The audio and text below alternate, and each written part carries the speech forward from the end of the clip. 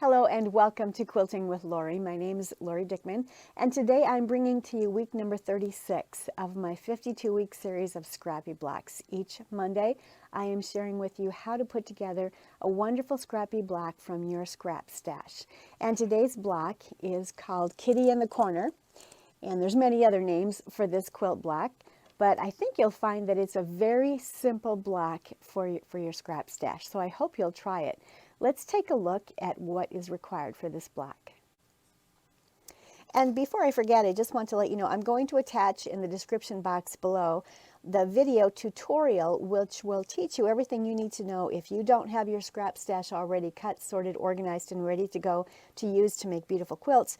I do have not only a book set, but I also have a video tutorial. So check the description box below for this techniques book and the corresponding patterns book, as well as the complete video that walks you through these techniques.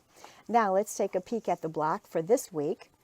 There is also in the PDF description box below a link to the PDF, and this is the instructions, and I always like to give you a sample, an idea of what you can do to make this particular block for that week. So here's the block, very simple block. It is simply lights, mediums, and darks. We're going to have 8 3.5-inch squares that are light, 4 3.5-inch squares that are medium. You're going to need 2 4-inch squares that are dark and 2 4-inch squares that are light, and you'll use those to make the corners, which are half square triangle units. Really fast and easy block, so I've pulled some squares that I'm going to use to create this particular block. Now this is a great one if you like to have more of a controlled scrappy.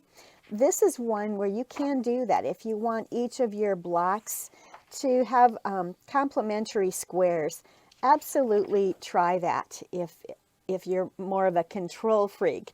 But if you love scraps and you don't care how scrappy it gets, then just by pulling mediums and darks and lights will accomplish a beautiful quilt as well. So I have my 8 3.5-inch lights, I have my 4 3.5-inch mediums, and I have 2 each of my 4-inch, actually I have too many here, 2 each of my 4-inch darks and lights, from which I'm going to make the half square triangle units. And we'll start with those half square triangle units. And you've seen me use this technique many times before.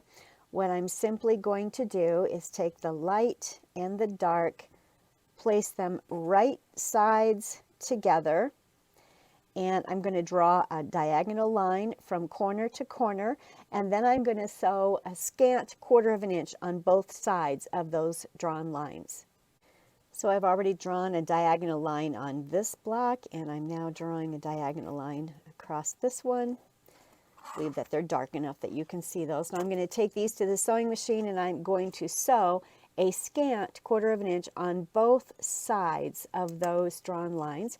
I like to do mine in assembly line fashion, and then I will cut them apart on the diagonal line and square them up so that they're 3.5 inches. They will be pressed open, and I'm going to press the seam allowances to the dark. I'll end up with 4 half square triangle units that are light dark.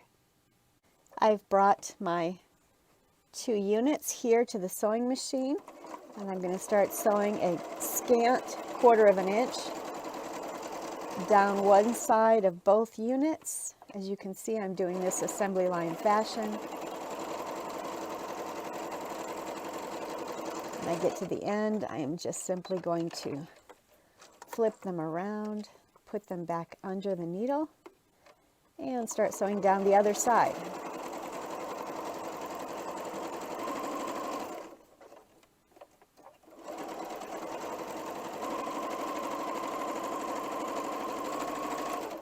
There we go. So I have the 2 units done. Now I'm going to cut them apart on the drawn line. When I cut them apart, I do like to cut from stitching line to stitching line. This just helps to eliminate some of that excess bulk there in the corners. So I've gotten rid of that. I come over here and cut from stitching line to stitching line again. I want to make sure you can see that. Now I'm going to cut, and you can do this with your rotary cutter or with your scissors. Since I have the scissors here, I'm just simply going to use the scissors.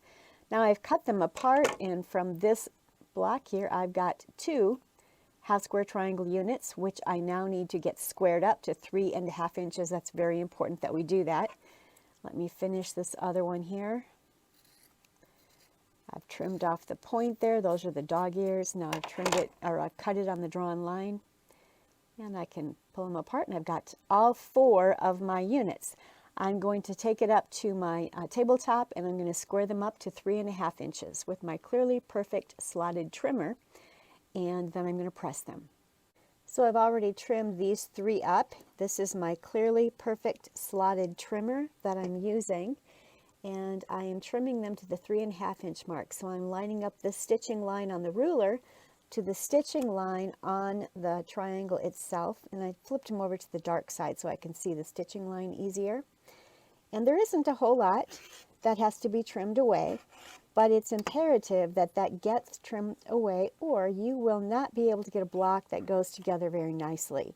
So now they are all trimmed, and I'm going to press them open. I'm going to press them to the dark. This is all that had to come off, but that's really quite a bit when you think about it, when you're trying to put all of these units together.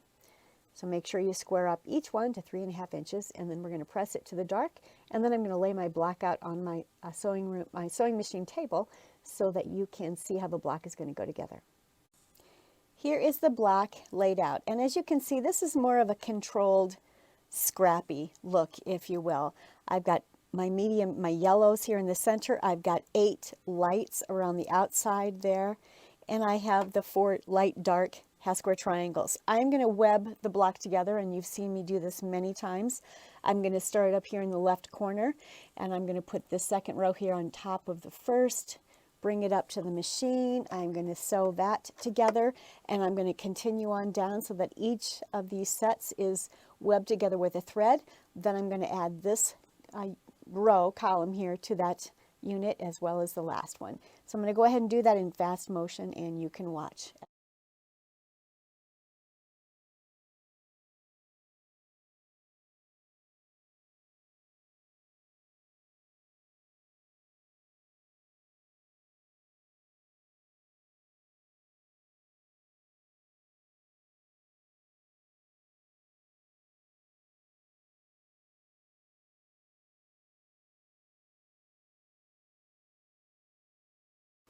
Here are a couple of these blocks. They're great ones to make from your scrap stash. Very simple, as you saw from the tutorial here that I've just shared with you. I hope that you'll all make this block, and maybe even just make an entire quilt of it. I'd love to see the blocks and the quilts that you create. Please don't forget to post those out on my Facebook page, Quilting with Lori, and then find my group, Scrap Up Your Stash, and join that and have fun every week posting projects that you're working on.